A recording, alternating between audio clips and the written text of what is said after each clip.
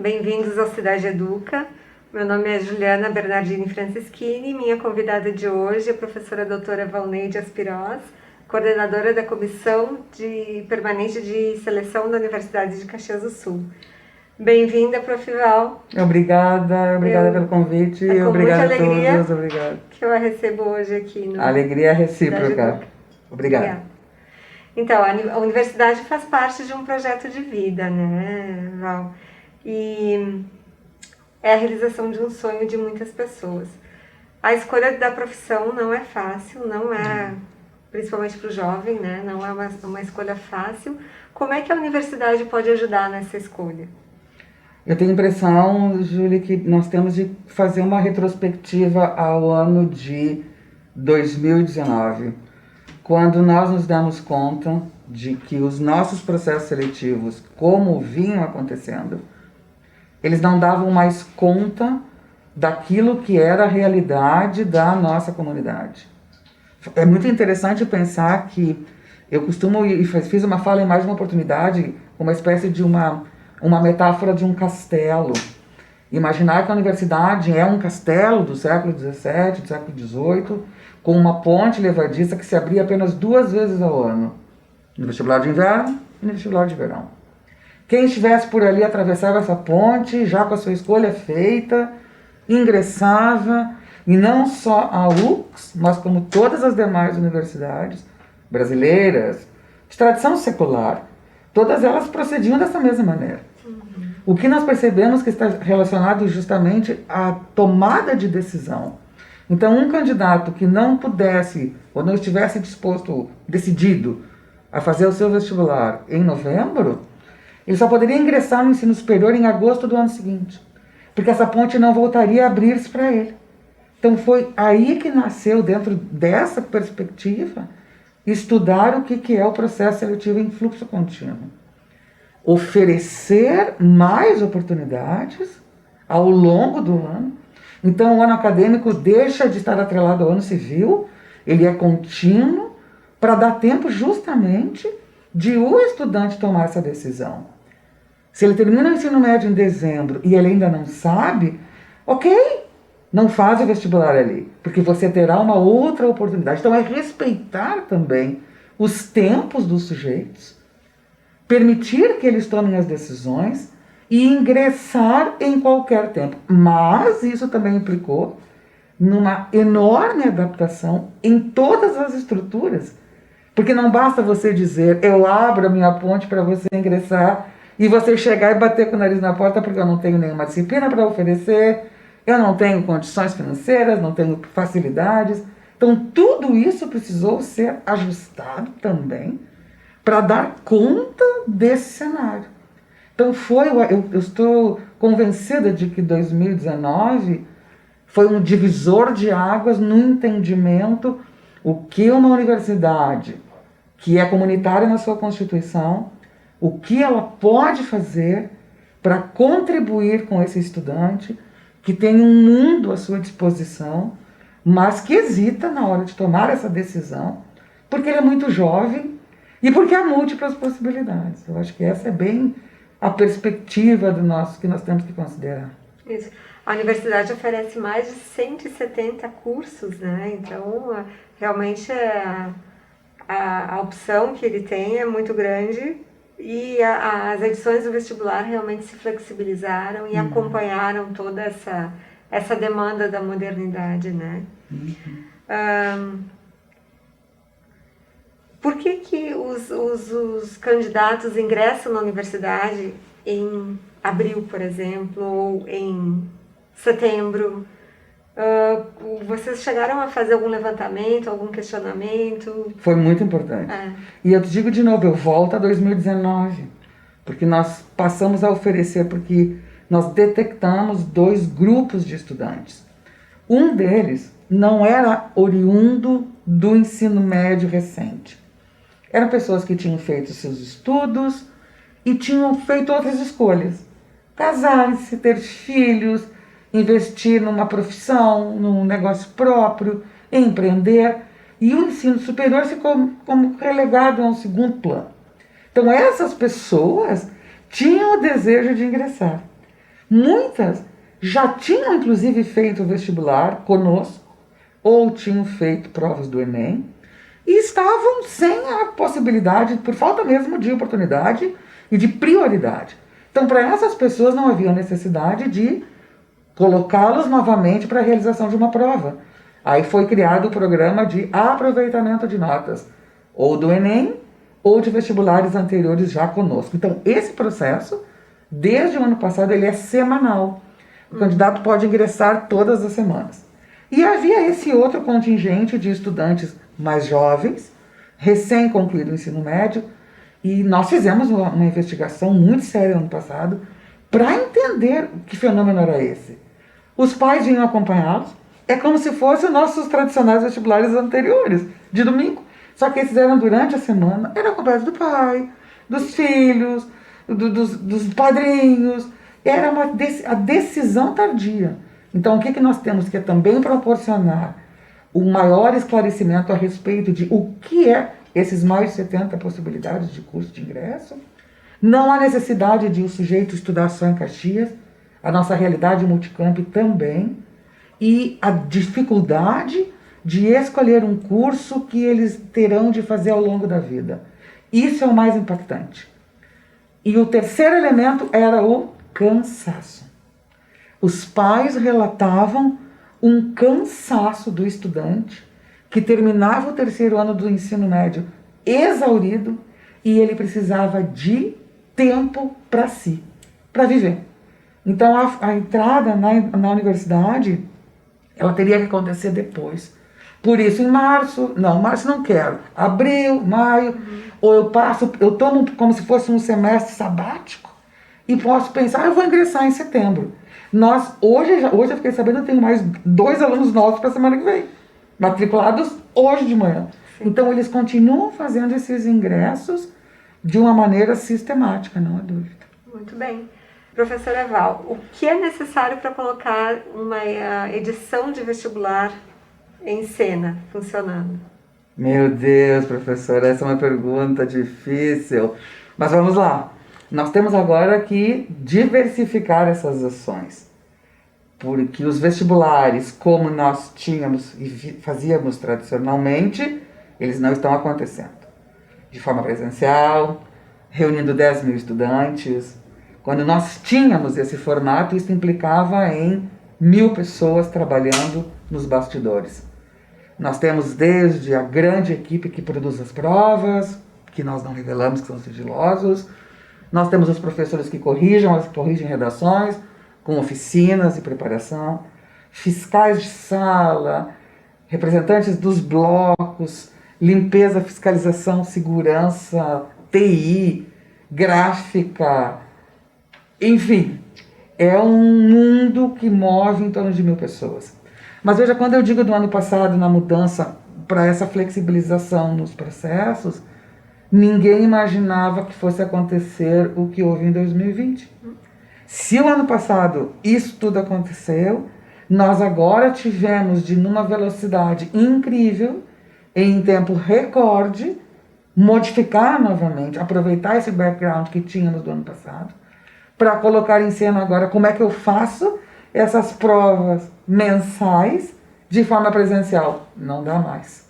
Então, novamente, foi um desafio imenso lançado a toda a comissão, que precisou reajustar, acomodar tudo de novo e ressignificar as próprias ações. Acho que esse é um aspecto muito interessante também. Existe uma plataforma digital agora, né, em que os alunos fazem a redação. Como é que funciona essa Isso plataforma? que nós fizemos, ainda em janeiro e fevereiro, nós tivemos as edições presenciais. Quando foi deflagrado o distanciamento em março, nós rapidamente acionamos nosso pessoal de TI, e foram eles que construíram, nesse tempo recorde, uma plataforma com medidas de segurança bastante sérias, porque a nossa prova não poderia ser EAD, ela é uma prova que acontece em tempo real. Então nós precisamos de todo um suporte, então a ficha de inscrição foi adaptada para a geração desse link a partir dos documentos desses candidatos de identificação. Eles recebem por e-mail qual é o link para acessar na plataforma. Há um relógio regressivo que vai mostrando, nossa próxima prova agora é sexta-feira, dia 28. Então ele já pode entrar lá e daí vai vendo todo o tempo como vai, o tempo que falta para a realização da prova. Mas ele não tem acesso ao ambiente onde são apresentados os temas antes de sexta-feira, às 19h30. Então a prova acontece em tempo real, nessa plataforma, e ele tem exatamente as mesmas 2 horas que tinha antes para fazer a prova de forma presencial. E como é que funciona esse sistema para verificação de plágios? Porque o aluno faz essa prova em casa, online. É o mais difícil. Eu acho que isso também demandou uma busca frenética pelo pessoal do suporte de TI e pelos professores para encontrar software que detectasse a autenticidade dos textos. Eu acho que esse foi o nosso maior dilema, porque não há como nós impedirmos a má-fé, não há. Mas, de qualquer maneira, nós sempre pensamos que aquelas pessoas que desejam realizar os seus estudos conosco são pessoas de boa índole. Então, nós partimos do suposto que todos são bons. Mas, ainda assim, então, nós criamos uma operação de guerra. São muitos computadores que são para onde esses textos produzidos são submetidos. À medida que eles vão encerrando, tem um número mínimo de palavras que tem que ser observado. Quando, à medida que o candidato vai terminando dentro das 2 horas de realização, antes de mais nada, esse texto ele é levado para um software com um farejador de plágio que detecta o percentual de autenticidade. O que se busca é isso. Quanto eu tenho ali de autoria desse candidato. E aí é só depois é que ele vai para a mão dos corretores para a realização da correção. E aí nós também tivemos, que isso foi acho que outra coisa curiosa, que teve que adaptar. Adaptar também, inclusive as propostas de temas. Porque nós começamos a perceber que alguns temas que estavam sendo oferecidos, vamos supor mais, não sei se de fácil acesso, mas que são facilmente encontrados em sites que preparam pessoas para a redação do Enem, eram feitas cópias ipsis literis. E aí nós também tivemos que fazer uma adaptação na própria matriz, que é um instrumento de correção. Então o plágio zero. O candidato é informado. Se você fizer uma cópia, você vai ter a sua redação zerada. Então, porque todas as redações são corrigidas no mesmo processo que nós costumamos fazer quando tínhamos as provas presenciais. Então, eu acho que a maior tristeza é quando você se depara com um texto não é seu, que vem a confirmação, com o texto original, ele fica anexado. Nós não oferecemos revisão de prova. Então, quando eles entram, os que zeram, e o zero elimina o candidato. Sim. Então, quando ele é zerado e ele volta a entrar em contato conosco, perguntando, por que eu zerei? Nós temos o tire suas dúvidas e nós mandamos o que quiser uma redação.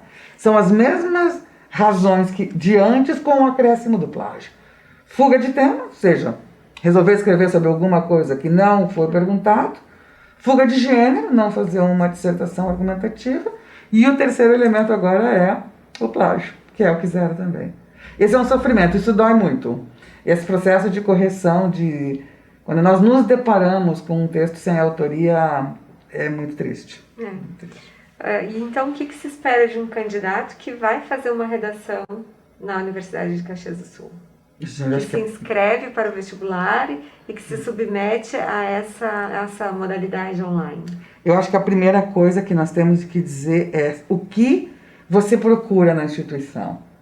A UFSC é uma menina, uma cinquentona, que está aí tentando se superar a cada ano, atenta à comunidade, oferecendo cursos voltados à realidade de cada um dos lugares onde nós estamos. Então, um sujeito que deseje realizar um projeto de vida conosco, ele é muito bem-vindo e o primeiro passo é o acolhimento. Para isso, a realização da prova é a porta de entrada. É o que nós chamamos, o vestibular é isso, né? É vestíbulo, é pórtico, é acesso que eu vou saindo É o rito de passagem. É o rito de passagem. Eu saio do ensino médio e me jogo num outro lugar, num outro ambiente onde eu vou ter uma autonomia e eu vou realizar o meu projeto de vida com a instituição. Então não há necessidade de eu trapacear, porque eu não preciso provar isso para ninguém. O ideal é que eu demonstre exatamente o que eu sei. Nós já dizíamos antes, o que você não sabe, você terá tempo de aprender conosco. É para isso que está a instituição. Então, a partir de os temas propostos, são sempre inéditos, não são temas absurdos, não são temas de que eu gosto, não, são temas que o candidato é capaz de escrever. Ele deve escolher aquele que ele realmente mais se identifica, que ele tem mais informações. Se ele quiser buscar algum apoio na internet, essas são as evidências. Ou seja, aquela mesma estrutura adotada num texto, quando redigido de forma manuscrita, ele se aplica também a essa modalidade online síncrona. Ou seja, uma tese defende um posicionamento crítico, argumente posicionando-se as razões pelas quais aquela tese é a que você defende, e nas evidências nada impede que eu busque num site uma pesquisa, uma informação, uma citação, para corroborar o meu ponto de vista, e a finalização com uma nova tese, que é a mesma estrutura que nós adotamos nos outros procedimentos. Então, a autoria do sujeito é realmente fantástica. Ela nos dá uma alegria, diz, olha, o sujeito sabe escrever, mostre-nos. E ele está escrevendo para quem vai corrigir, que somos nós. Então, escreva, escute as dúvidas, nós depois trabalharemos. Ele tem muitos anos para poder aperfeiçoar, para desenvolver suas habilidades, para tornar-se muito melhor. A passagem pela universidade é isso, não há dúvida. Isso aí. E o que se espera da nova tese? Porque às vezes é difícil do aluno compreender o que a universidade pede como nova tese. Eu tenho a impressão, Júlia, que há alguns anos atrás, quando nós ainda não abríamos qual era o nosso instrumento, nem quais eram os descritores da nossa matriz de correção, nós não tínhamos nova tese. E eu lembro perfeitamente de algumas oficinas que fizemos, abertas à comunidade, convidando professores para participar de uma discussão mesmo. Eu lembro de professores me dizerem, nem eu sei o que é a nova tese, então o aluno também não vai saber. E a nova tese, na verdade, é nada mais, nada menos do que o sair da obviedade. De novo, entra aqui a capacidade de criação do sujeito. É quando todo o processo argumentativo que vem sendo desenvolvido me levaria automaticamente para um lugar, eu consigo encontrar uma saída que foge a essa obviedade e que aparece como algo que ninguém tinha mencionado ainda. Por isso que ela é nova, por isso que ela é nova tese.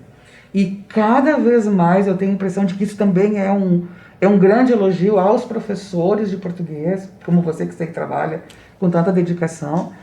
Os textos estão melhores. Faz muitos anos que eu trabalho com redação e eu posso dizer categoricamente, há uma mudança substancial na qualidade dos textos, na estrutura, na seleção vocabular e na maneira como as ideias desses candidatos são defendidas. Então, há realmente uma apropriação daquele tema e do desenvolvimento. É muito legal mesmo. Com certeza, a gente percebe ao longo das edições, né, que esses textos realmente estão muito bons. Sim. E Val, como manter 2 temas diferentes toda semana? Que mágica é essa? Júlia, a nossa capacidade de ideias, ela é ilimitada. O mundo tem bilhões, trilhões, se quiserem, zilhões de possibilidades. Então é muito... Depois vira um vício, você está sempre com as antenas ligadas, tudo vira inspiração. Uma revista que você abre, um programa de televisão que você assiste, um vídeo, um filme no Netflix, tudo acaba virando pretexto, sempre acaba criando uma alternativa. Mas mudou muito o próprio encaminhamento das perguntas para fugir dessa obviedade. Mas já faz muitos anos, Julie, que eu trabalho com os temas e não precisa repetir, eles têm muita coisa para se falar. O mundo tem uma dinâmica que permite que nós estejamos sempre ter alguma coisa. Não revela nada, já estão prontos para sexta-feira, mas não. Só fico sabendo quando entrar na plataforma 19h30. Do próximo dia 28 lá estarão. Isso mesmo. Por que o vestibular de medicina é diferente? Essa é uma pergunta muito oportuna. Há uma grande diferença, de novo, nós temos que pensar num recorte histórico. Por muito tempo, e lembro-me perfeitamente, outro dia a professora Anilda comentava, o vestibular era constituído de feito em 5 dias. Eu lembro de quando nós fazíamos primeira redação, todo mundo passava 5 dias fazendo prova. Era uma tortura. E aí depois dessas redações nós levávamos 1 mês para corrigir. E a matrícula acontecia lá em janeiro. Então era um processo muito diferente. A prova era a mesma para todo mundo. Depois o próprio processo da escola foi mudando, foi migrando para áreas de conhecimento. Então nós começamos a entender que não era necessário submeter o aluno a tamanha tortura. Então o vestibular de 5 passou para 4, depois passou para 3, para 2 e veio para 1 dia só. Então essas são todas mudanças que foram necessárias, considerando de novo o rito de passagem que é o vestibular, ou seja, esse sujeito ele vai ter de passar do ensino médio para o ensino superior. Muitos reconhecem que é um grande abismo, mas não vai ser um conjunto de questões objetivas, múltipla escolha, que ele pode inclusive chutar, que vão garantir que ele sabe ou não sabe. O que nós precisamos é considerar, ok, ele está aprovado, vamos ver o que nós podemos fazer por esse sujeito. O mais importante é como ele sairá daqui. Qual é a construção? No caso da medicina, indiscutivelmente, ele é o curso que nós temos a maior relação candidato-vaga. Então, nos outros cursos, por que é possível fazer só a redação? Porque nós temos mais vagas do que candidatos. Então, você não comete injustiça. Porque aquele que não for aprovado, se zerar, por exemplo, por plágio, bom, é um problema dele. Mas todas as pessoas que forem capazes de produzir um texto têm a sua entrada, a porta abre para ela e ela ingressa. No caso da medicina, se nós chegamos a considerar, isso foi uma análise, se nós fizéssemos só a redação, nós correríamos num risco enorme de empate. Que critério usaria para desempatar? Cor dos olhos, altura, peso, idade, data de inscrição, isso não é justo. Não é justo. Então, como nós temos uma enorme relação candidato-vaga, foi preciso construir e manter esse conjunto de 50 questões objetivas, mais a redação, para que no conjunto se gere uma média harmônica, ou seja, é o equilíbrio entre todas, de modo a que nós não tenhamos empate, e não temos, porque trabalhamos com até 4 casas depois da vírgula, então não existe a menor possibilidade de 2 candidatos ficarem na mesma posição. Isso dá uma garantia de que nós não estamos sendo injustos e estamos dando a todos os candidatos as mesmas condições de competirem pela vaga. Na medicina, eles vêm sozinhos. O curso de medicina da UFSC é um dos melhores do Brasil, ele vem cada vez mais sendo bem qualificado, com ações muito pontuais. Então, nós entendemos as razões pelas quais as pessoas querem fazer medicina conosco. Mas nós não podemos ser injustos, isso seria algo inadmissível. É por isso que se mantém. E a prova é constituída de quais disciplinas? Atualmente a prova de medicina, que se Deus quiser, nós já vamos anunciar, 22 de novembro é o vestibular de verão da UFSC, se Deus quiser. Os candidatos deverão então fazer uma redação obrigatória para todos. Depois eles têm a prova de língua portuguesa, sempre 10 questões de todas as matérias. 10 questões de língua portuguesa, eles escolhem uma língua estrangeira, ou inglês, ou espanhol. Depois eles têm 10 de conhecimentos gerais. Conhecimentos gerais sempre se trabalha com um eixo temático, ao redor do qual são organizadas 10 questões, uma de cada uma das matérias trabalhadas no ensino médio, com exceção das línguas estrangeiras. E depois tem 10 de biologia e 10 de química. Então, embora nós produzamos 60 questões, o candidato responde 50 mais a redação.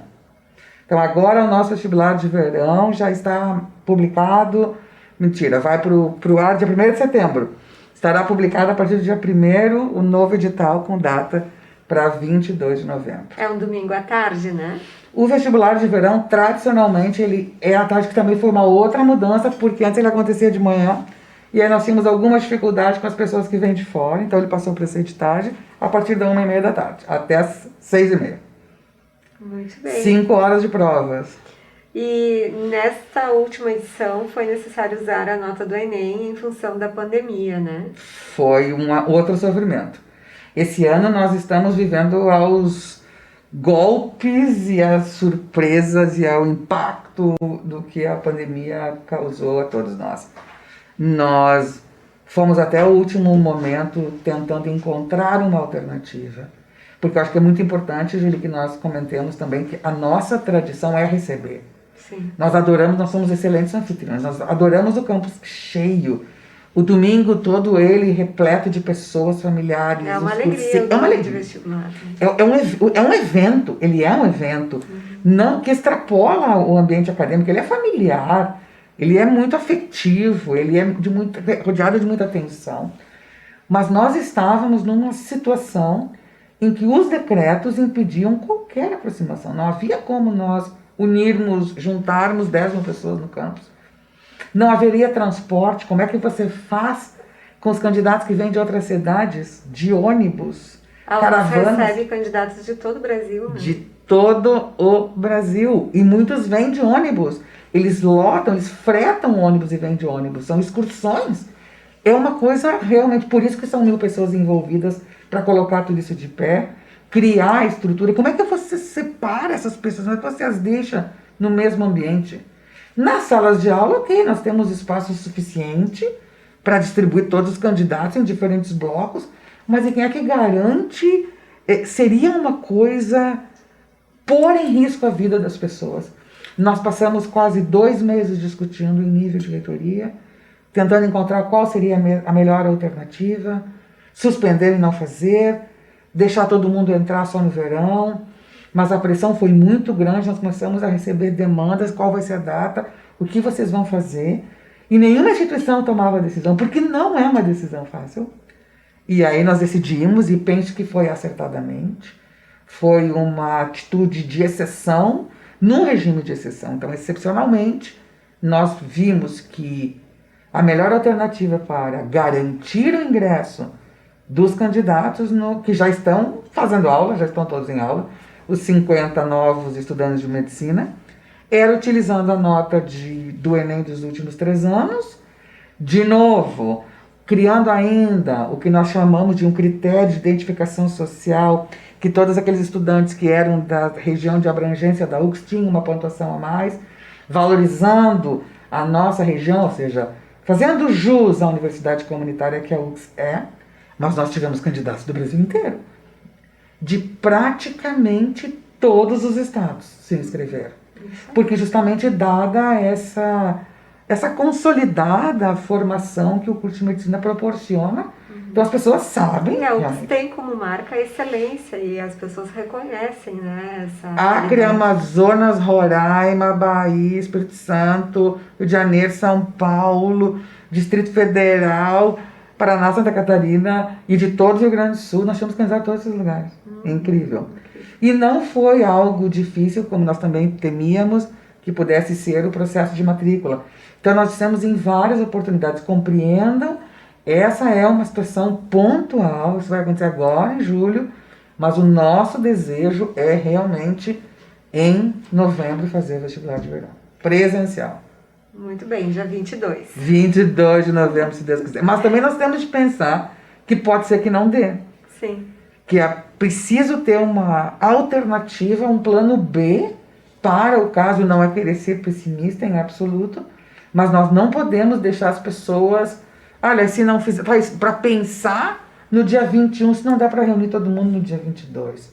Então nós temos como uma segunda opção 13 de dezembro, como um vestibular complementar, como alternativa, que também é um domingo, para facilitar o deslocamento de todo mundo. Nós esperamos não ser preciso, e ainda temos uma outra alternativa, que é lá em janeiro de 2021, para o caso de realmente não dá para acontecer nada. E se não acontecer nessas 3 possibilidades, Enem de novo? Não. A nossa perspectiva é que no verão de 2021, se não der para fazer em novembro nem em dezembro, o Enem está marcado para janeiro. Nós marcamos de um dia de semana em janeiro, para não bater com os finais de semana do Enem, Sim. que vai ter 2 finais de semana de prova presencial, outros 2 de prova digital. Por isso nós pensamos em 10 de janeiro. A nossa ideia é que o verão seja presencial. Nós precisamos do cheiro das pessoas. Nós precisamos do brilho dos estudantes no campus. Então, ou vai, mas nessa perspectiva, o fato de nós nos precavermos e pensarmos datas não significa que nós estejamos considerando. O Enem não está sendo considerado em absoluto, porque acredita-se piamente que seja possível.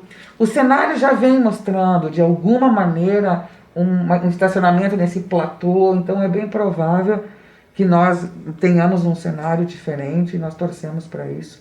Porque assim como os estudantes, Julie, é uma coisa muito engraçada, se o vestibular é no domingo, no sábado nós vamos para o campus fazer a vistoria nos ambientes, o pessoal que trabalha como fiscal e como cuidador responsável, coordenadores dos prédios, vão pegar um material para preparar as salas e os ambientes.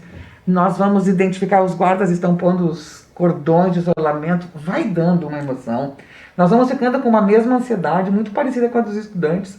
É a pré-prova que também causa em nós é uma euforia misturada com ansiedade para que tudo dê certo, toda a verificação, limpeza, distribuição das classes nas salas, fecha tudo, chaveia, guarda, cachorro, enfim, tudo isso é uma sensação muito boa. E quando chega o domingo que nós estamos cedo no campus e todas as unidades estão abertas, nós estamos em contato com todo mundo, isso acontece simultaneamente. Veja, além do campus sede, mais 7 cidades. Aqui nós temos o campus de Farroupilha também, que é uma maravilha do lugar. A professora Fernanda, nossa diretora, que faz também todo um trabalho com a sua equipe, todas as unidades. Então, isso faz com que nós todos nos sintamos muito bem. E não ter essa realização é frustrante. Portanto, nós apostamos para que elas aconteçam. Realmente. E a sensação boa, né, de quando tudo finaliza, quando está tudo encerrado e a sensação de que correu tudo bem, né, que deu tudo certo, os candidatos estão satisfeitos. Isso também. E você sabe que nos últimos anos também nem atrasos nós tivemos. Nós criamos tantos mecanismos para facilitar o deslocamento. A figura dos guias que ficam distribuídos pelo campus, ajudando ao candidato a encontrar. Porque quem vem de fora não conhece o campus sede, porque as unidades são muito grandes.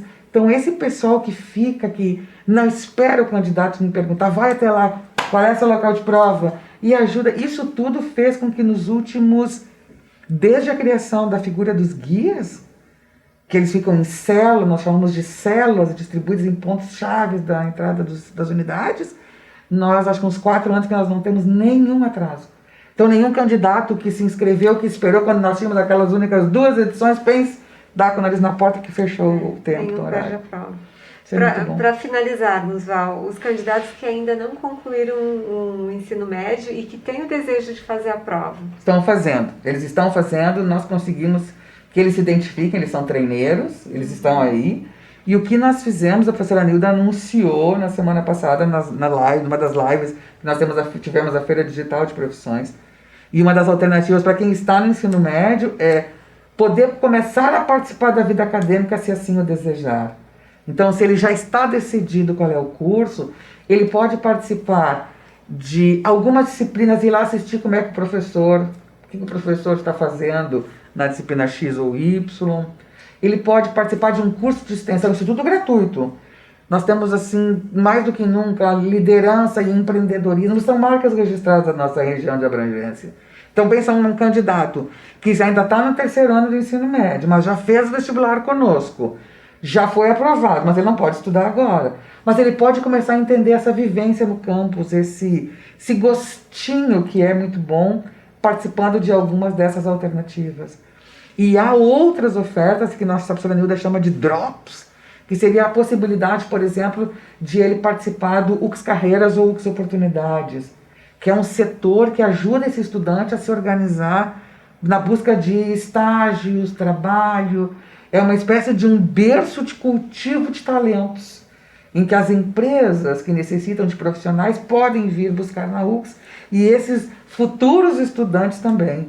E há ainda um bônus de desconto para a primeira mensalidade contratada em 2021. Então, há uma série de incentivos Para quem certeza. já estiver decidido, não existe mais desculpa para não estudar, Júlia. Agora Isso quem aí. quiser pode. Então, professora Val, parabéns, tá, por coordenar tão bem, né, esse serviço de seleção e vestibular da Universidade de Caxias do Sul. E, acima de tudo, com bastante respeito, zelo, né, cuidado e excelência também, né? Então, parabéns. Obrigada. pelo Eu tenho uma boa trabalho, equipe. Parabéns pela equipe. É a equipe que faz a diferença, professora. Ninguém faz nada sozinho. Eu sou uma pessoa realmente que agradeço a equipe que tenho, que pega junto. Estamos todos olhando para o mesmo lado e sim, o nosso norte é a excelência. Acho que isso é por isso que dá tudo certo, porque todos pegam junto. É muito bom. Obrigada pela oportunidade. Obrigada Muito obrigada pela também presença. por vocês todos. E qualquer dúvida, vestibular@ux.br. Resposta em menos de 24 horas. Nós estamos trabalhando remotamente, mas todos ligados. Isso aí. Muito obrigada. Ficamos por aqui. Até a próxima.